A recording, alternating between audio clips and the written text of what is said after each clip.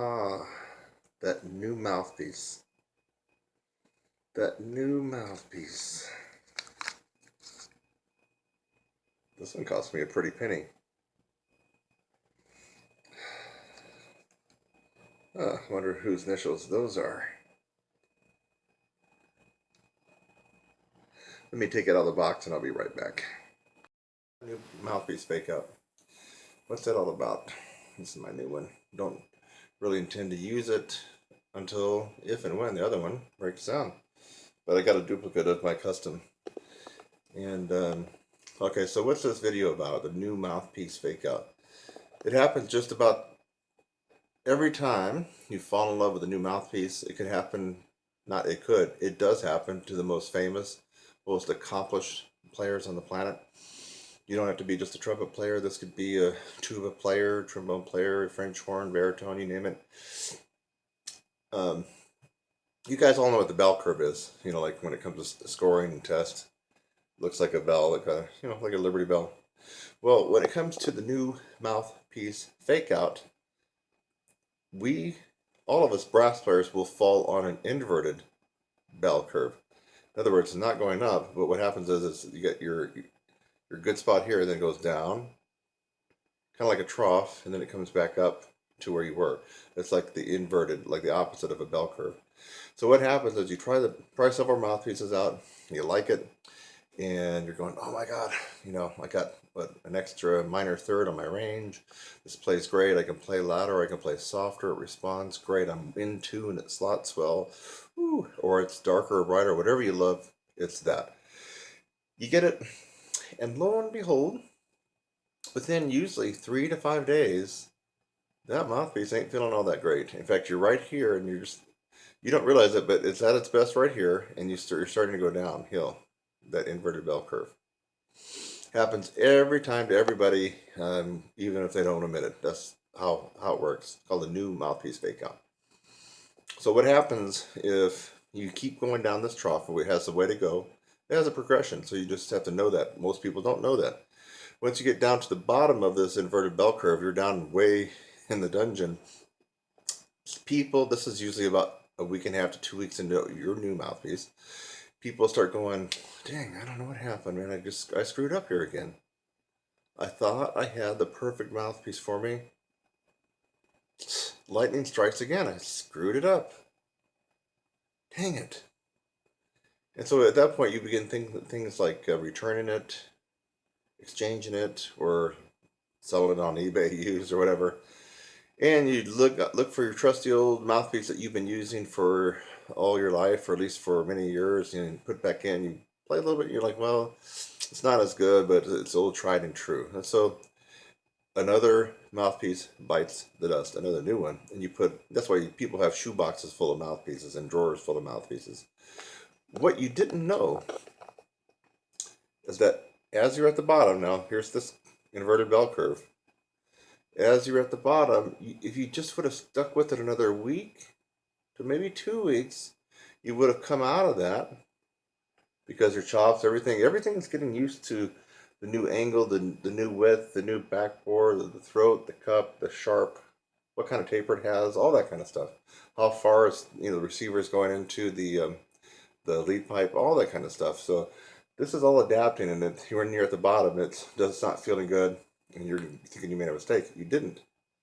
While this is adapting and it's finally growing accustomed to your new mouthpiece, you're actually coming out of that trough. You're coming back out of the inverted bell curve.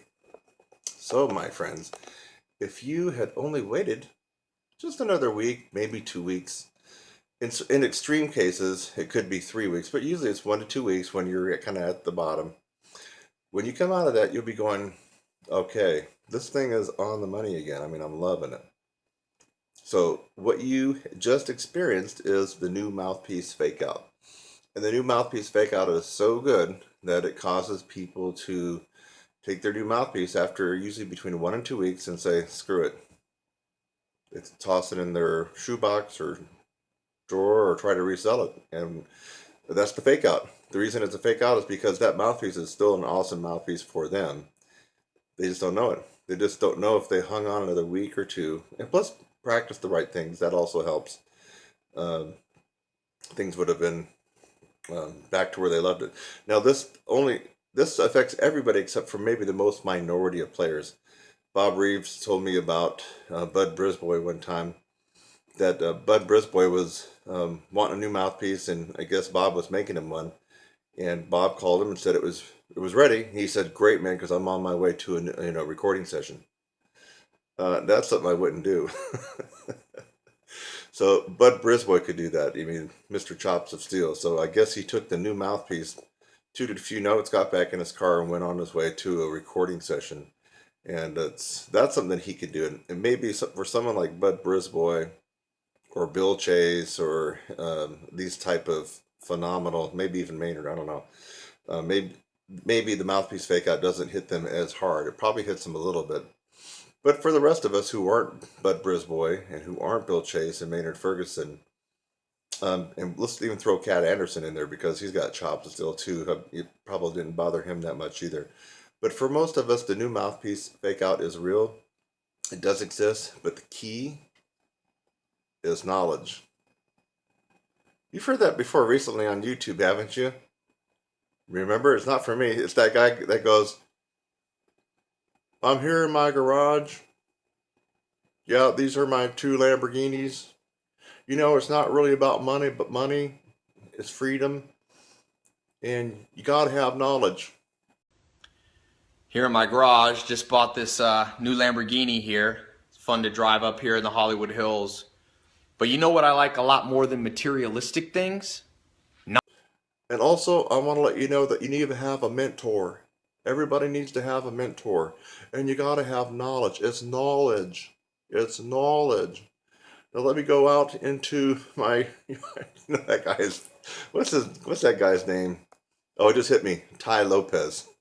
Every time I turn on just to edit one of my YouTube videos, there he is right there.